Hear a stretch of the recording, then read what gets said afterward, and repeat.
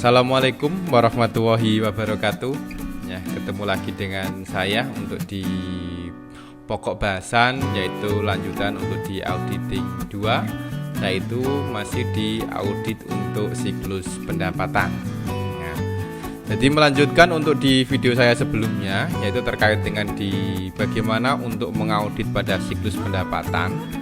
Jadi kalau kemarin sudah sampai pada prinsip pengendalian, yang dalam hal ini dilanjutkan yaitu dokumen dan fungsi yang terlibat terkait dengan di siklus pendapatan. Jadi pemahaman terhadap dokumen transaksi dan peran masing-masing fungsi ya di dalam siklus pendapatan itu menjadi objek ya, utama dalam pelaksanaan audit ya. Maka dari itu beberapa dokumen yang terlibat dalam fungsi siklus di siklus pendapatan itu yang pertama ada di bukti penjualan tunai. Bukti penjualan tunai itu berupa apa? Yaitu bisa berupa nota penjualan tunai. Kemudian selain bukti penjualan tunai ada bukti pengiriman barang. Itu yang nanti ditelusur. Jadi jika barang itu dikirim langsung ke pelanggan. Kemudian yang selanjutnya adalah di bukti untuk penjualan secara kredit, yaitu berupa apa? Berupa faktur penjualan kredit. Kemudian ada bukti penerimaan kas ya, atas pelunasan piutang karena dijual secara kredit akan menimbulkan sebuah piutang. Kemudian ada memo kredit ya, untuk retur penjualan. Kemudian ada jurnal umum, kemudian jurnal penerimaan kas, buku pembantu piutang dan buku besar piutang. Serta yang terakhir adalah di jurnal umum untuk mencatat di retur penjualan. Lalu fungsinya apa saja? Jadi fungsi yang terlibat di dalam siklus pendapatan di sini ada beberapa fungsi. Yang pertama ada di fungsi pelayanan pelanggan. Yang kedua ada fungsi penjualan, kemudian ada fungsi pengiriman dan fungsi pencatatan piutang, fungsi penagihan, fungsi penerimaan kas, serta fungsi otorisasi untuk transaksi. Ya. Lalu bagaimana untuk prosedur pengujian substantifnya? Jadi prosedur pengujian substantif di dalam siklus pendapatan yaitu ada beberapa prosedur. Yang pertama adalah di prosedur analitis, yaitu menganalisa. Kemudian ada prosedur pengujian detail transaksi.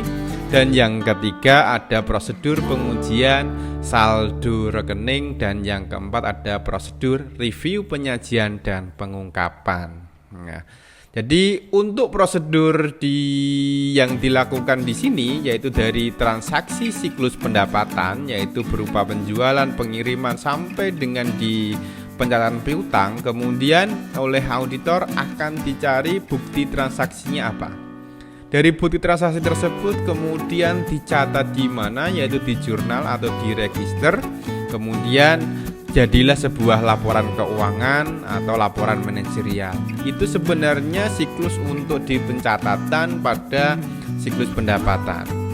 Ya, prosedur pengujian substantif jadi untuk menguji sebuah rekening yang terkait dengan di transaksi atau terkait dengan di siklus ya pendapatan. Jadi misalnya rekening Y. Jadi rekening Y. Jadi rekening itu kita misalnya menggunakan tabel T-Count ya. Jadi ada debit, ada kredit ya. Jadi pengujian detail transaksi secara sampling yaitu bisa dilaksanakan secara vouching ya maupun dengan tracing ya. Jadi sebuah saldo rekening tersebut ditelusur ya, baik dari bukti transaksi maupun dari munculnya sebuah laporan atau vouching dan tracing.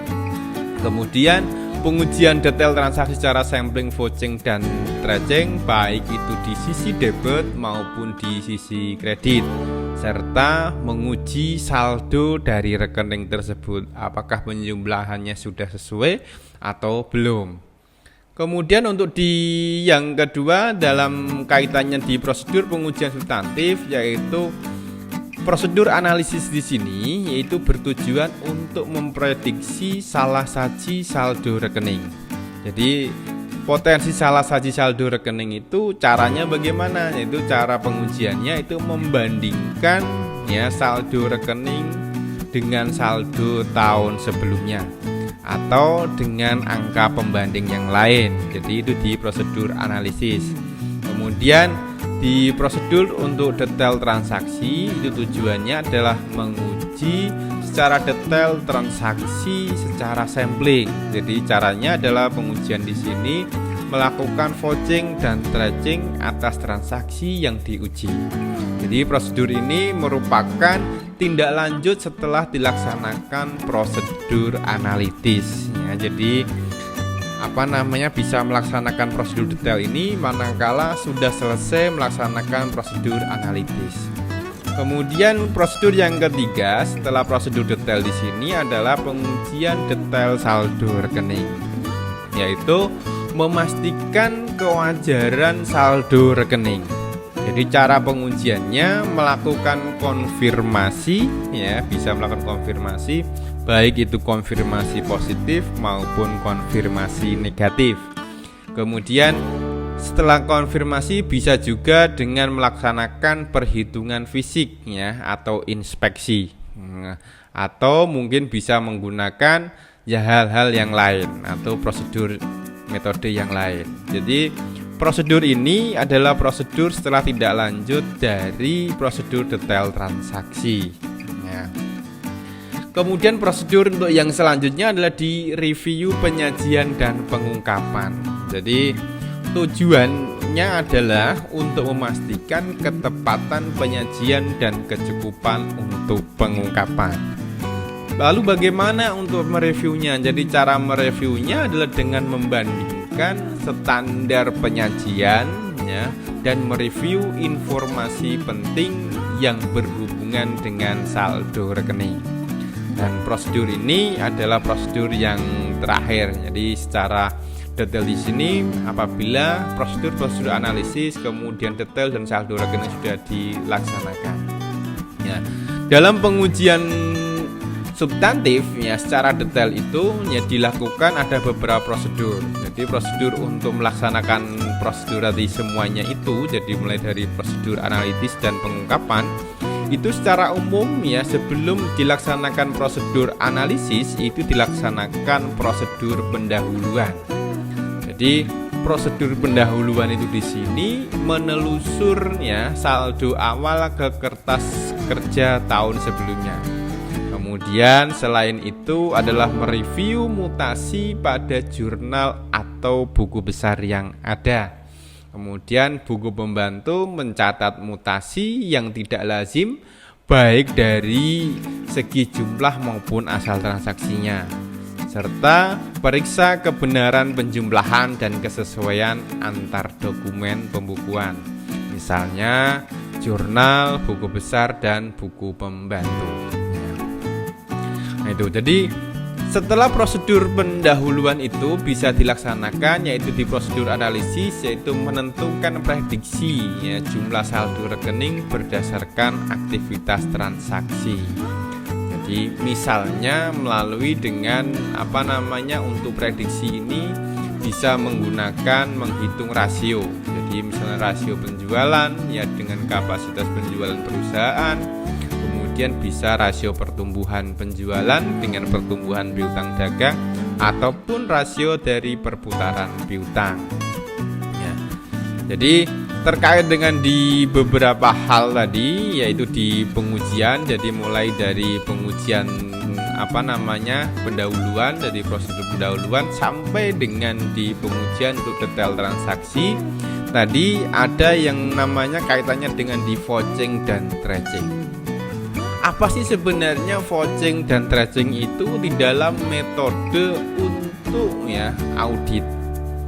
Jadi vouching itu jadi meneliti atau memeriksa sebuah kejadian itu yang bersumber awal yang pertama dari bukti transaksi.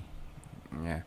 ditelusur bukti transaksinya, kemudian bukti transaksi tersebut kemudian dicatat di mana, berarti kita ke jurnal. Dari jurnal baru dicari ke buku besar. Itu untuk vouching. Jadi vouching itu berarti urutannya bukti transaksi dulu, kemudian jurnal, buku besar, baru ke laporan. Ya. Kalau di tracking ya, menggunakan metode tracking itu kebalikannya, yaitu dari penyajian pengungkapan di pelaporan, kemudian ke buku besar, kemudian ke jurnal, dan ke bukti dari transaksi.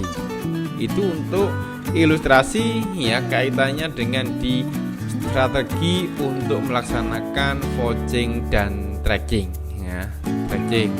Jadi untuk selanjutnya ada terkait dengan dikonfirmasi. Ya, dalam kaitannya di pengungkapan penyajian piutang ya, untuk di prosedur analisis di sini, jadi prosedur untuk pengujian substantif yaitu ada di konfirmasi piutang. Jadi konfirmasi piutang ini adalah pertanyaan secara tertulis kepada debitur tentang kebenaran saldo piutang menurut catatan dari perusahaan atau klien. Jadi klien yang kita audit. Jadi betul enggak misalnya yang dicatat klien itu sesuai dengan yang dicatat oleh debitur. Sedangkan bentuk konfirmasi itu ada dua, yaitu konfirmasi positif dan konfirmasi negatif. Jadi konfirmasi positif di sini adalah konfirmasi yang membutuhkan jawaban dari debitur, baik saldo yang ditanyakan sesuai ataupun tidak sesuai. Jawaban dari debitur. Pokoknya butuh jawaban positif. Ya, entah sesuai ataupun tidak sesuai. Kemudian yang kedua ada konfirmasi negatif. Konfirmasi negatif di sini adalah konfirmasi yang hanya perlu dijawab jika saldo piutang yang ditanyakan tidak sesuai dengan saldo menurut debitur. Ini konfirmasi negatif.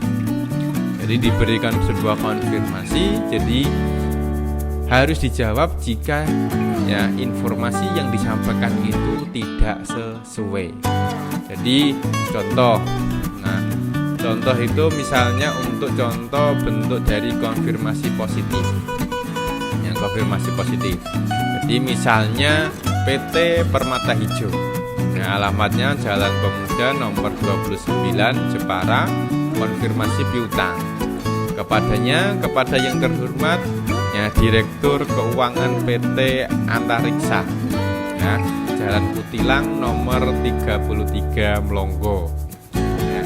Konfirmasi ini kami kirim untuk kepentingan auditor, jadi independen, kami bukan untuk menagih piutang kami. Jadi menurut catatan kami, saldo piutang kami ke PT Antariksa per 31 Desember 2017 itu sebesar 300 juta rupiah.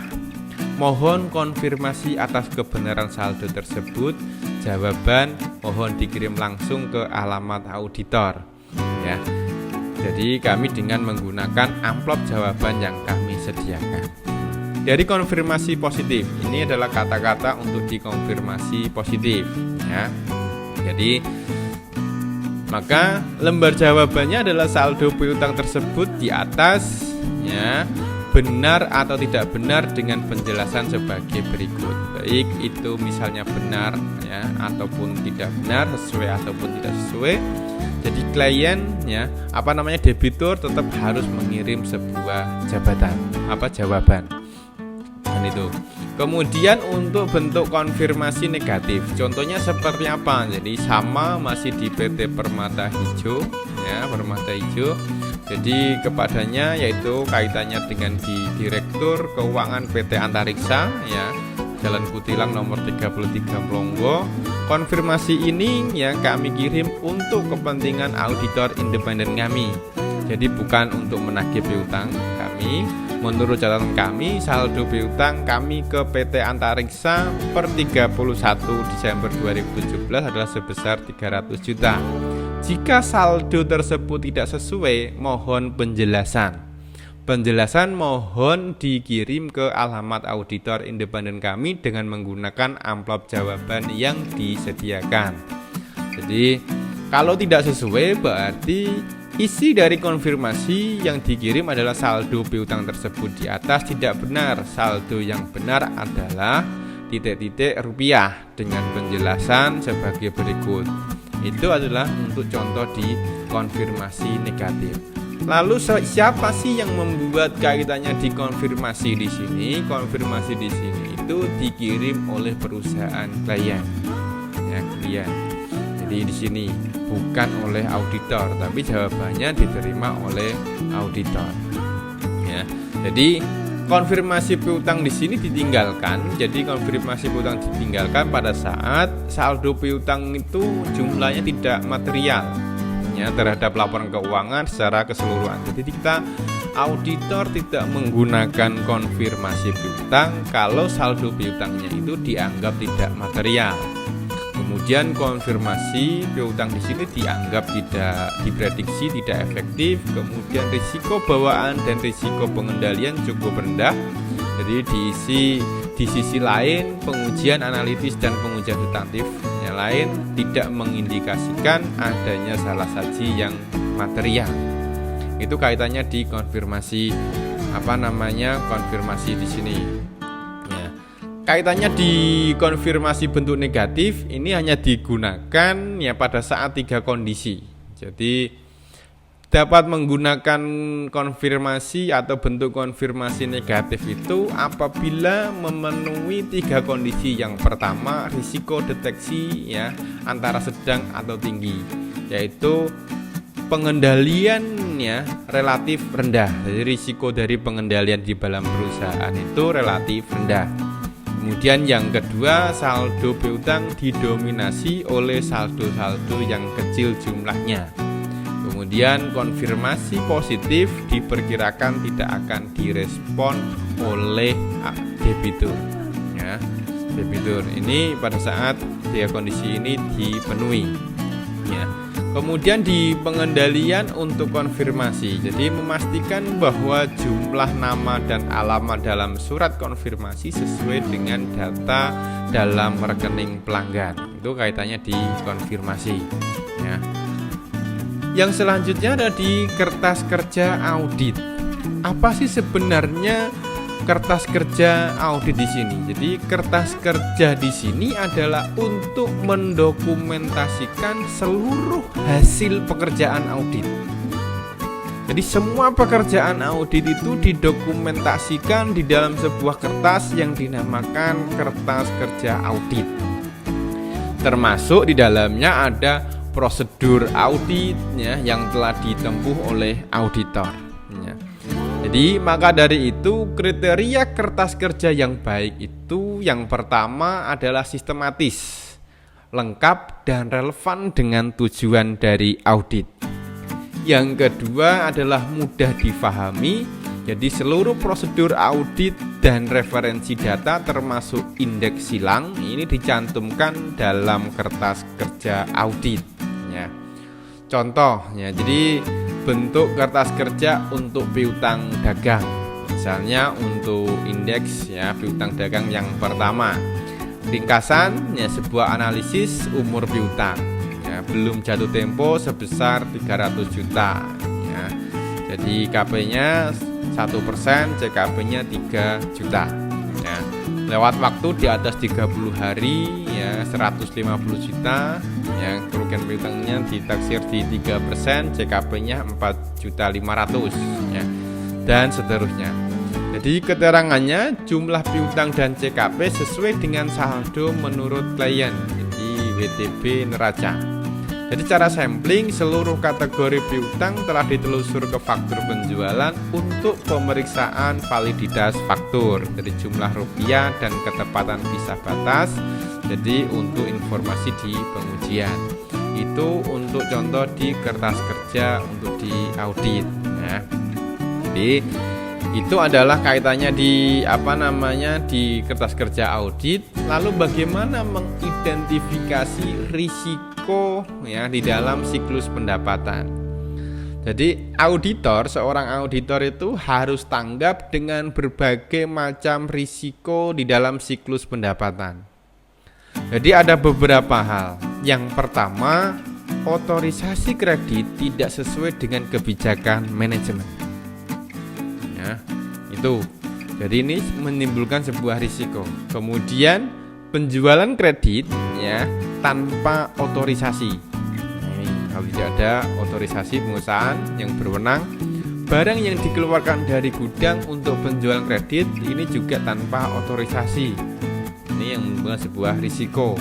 Barang yang dikirim tidak sesuai ya dengan yang dipesan. Barang yang dipesan dan telah diotorisasi tidak dikirim ke pelanggan. Tidak dilakukan penagihan atau tidak dibuat faktur atas barang yang telah dikirim. Nah itu. Kemudian ada duplikasi untuk faktur ya, dibuat faktur atas penjualan fiktif ya, terjadi kesalahan harga perhitungan pada faktur ya. Daftar penerimaan kas tidak sesuai dengan tagihan yang terjadi, kemudian terjadi kesalahan pembukuan atau posting atas pelunasan dan yang lainnya. Itu adalah kita perlu untuk mengidentifikasi risiko-risiko di dalam siklus pendapatan ya. Jadi silahkan untuk lebih jelas, lebih detail ya, silahkan Anda baca untuk materi di auditing ya. Saya ambil terutama misalnya di bukunya Mulyadi, ada di bab ya 15 dan 16. Silahkan dibaca kaitannya di pengendalian dan untuk pengujian substantif ya. Jadi saya ada tugas yang terkait dengan untuk di audit siklus pendapatan. Jadi silahkan ya Anda ringkas untuk di materi ya audit untuk di siklus pendapatan ya pada saldo piutang ya, pengujian substantif untuk saldo piutang, yaitu ada di bukunya Mulyadi bab 16 ya, bab 16 silahkan Anda tulis ya.